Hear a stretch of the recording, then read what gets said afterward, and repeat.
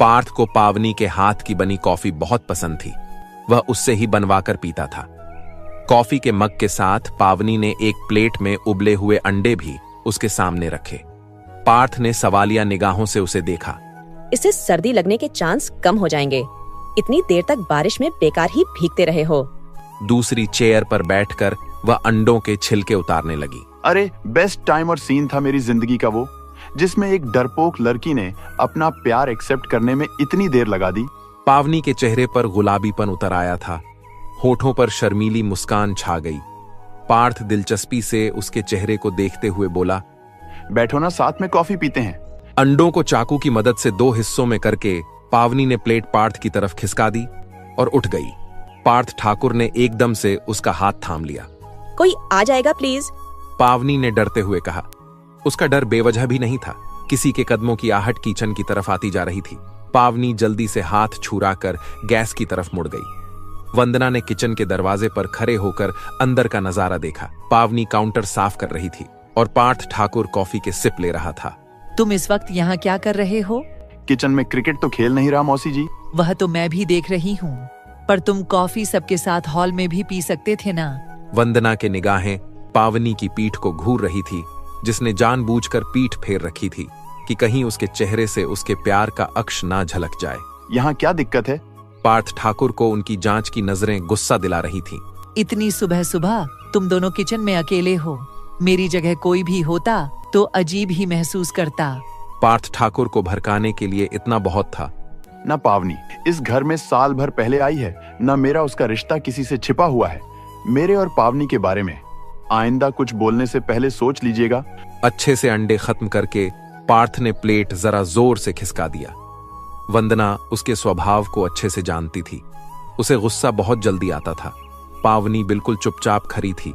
वैसे भी उसे वंदना की तेज जवान और मक्कार आंखों से बहुत डर लगता था। अरे गुस्सा क्यों हो रहे हो अपनी मौसी से? मैं तुम्हारे कैरेक्टर पर शक थोड़े ना कर रही हूँ। मैं तो बस तुम्हें समझा रही थी कि भले ही तुम दोनों बचपन से साथ रहे हो, एक ही घर में पले बड़े हो, लेकिन एक दूसरे के लिए हो तो पराए ही ना। बात को बनाने में बहुत माहिर थी, पर वह शायद भूल रही थी कि सामने भी पार्थ ठाकुर है। तुम क्या सजा के लिए खड़ी हो? अभी तक काम हो गया ना तुम्हारा, जाओ रेस्ट करो अब। पार्थ को पावनी की सहमी सूरत पर तरस आ गया था। पावनी तो वैसे भी बस इशारे के इंतजार में थी। झट से अपना मग उठाया और वहां से जाने लगी। पराये को भी आपने खूब कही। मौसी जी, इस घर में पावनी के लिए वाकई में अगर कोई पराया है तो वह कृष है, जिसे आप अपने साथ दहेज में लेकर आई है। पार्थ की सख्त बातों को सुनते हुए पावनी ने अपने कदमों की रफ्तार और बढ़ा दी थी।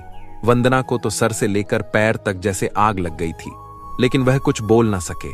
आखिर सामने पार्थ ठाकुर जो था और अपना कॉफी उठाकर किचन से निकल गया। पार्थ ठाकुर पहले वंदना की बहुत इज्जत करता था। वह उसकी इकलौती सगी मौसी जो थी, जिन्होंने पिछले साल ही अपने पति से डाइवोर्स ले लिया था।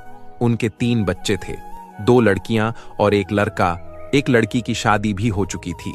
डाइवोर्स लेते समय ना उन्होंने अपने बच्चों का सोचा, ना अपनी उम्र का सोने पर सुहागा। तो यह हुआ कि पावनी की मां मालती के अचानक गायब हो जाने के बाद पार्थ की मां आरती जी ने अपनी बहन वंदना की शादी पावनी के पापा मयंक के साथ तय करवा दी, जिसका सबसे ज्यादा विरोध पार्थ ठाकुर ने ही किया था। पावनी के पापा भी जैसे बीवी के घर से भाग जाने से टूट गए थे। ऐसे में जब आरती जी ने उन्हें अपनी तलाकशुदा बहन से शादी करने को कहा तो उन्होंने भीन नहीं किया। उस समय उन्हें पावनी का ख्याल भी नहीं आया, जो आरती जी और उनकी बहन के मुंह से अपनी मां के घर से भाग जाने के ताने सुनते हुए छिपी फिरती थीं। अपने पापा की दूसरी शादी का सुनकर तो पावनी जैसे बोलना ही भूल गई थी। पार्थ के डैड मानक जी तो शुरू से ही आरती जी की मुट्ठी में थे, और जब मयंक जी खुद इस शादी के लिए तैयार थे, इस तरह पार्थ ठाकुर का सारा विरोध करना बेकार गया और उसकी मौसी वंदना पावनी के पापा मयंक जी से शादी करके अपनी बेटी पूजा और बेटे को लेकर उनके बंगलों में चली आई थी।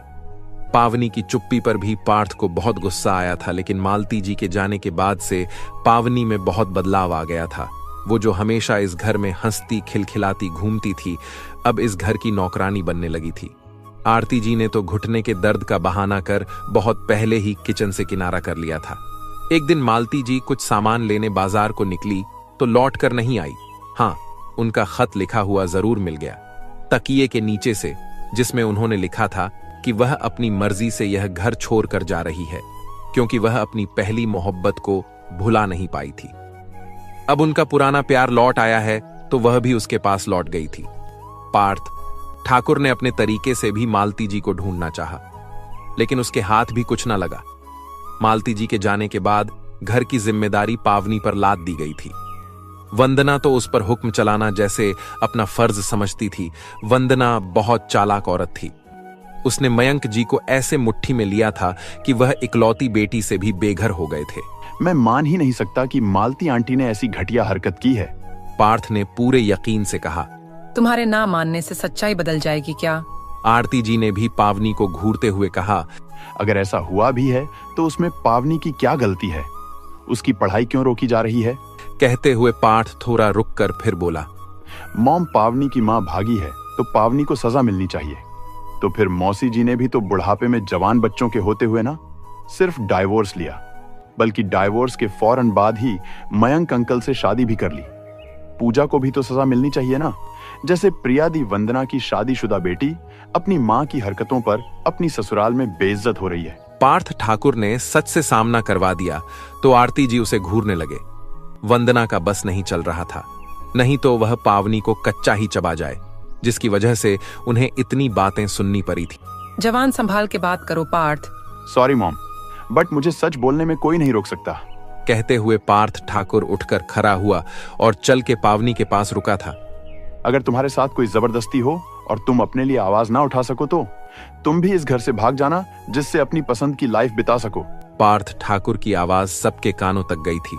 पावनी और भी हैरान हो गई थी। पार्थ ठाकुर इतना बोलकर वहां से जा चुका था। क्या तमाचा मार कर गया है आपका भांजा? पूजा भी मजाक उड़ाती चली गई थी। कहीं ना कहीं वंदना के इस उम्र में दूसरी शादी करने से वह भी नाराज थी। उसकी सहेलियों ने भी तो कितना मजाक उड़ाया था उसका।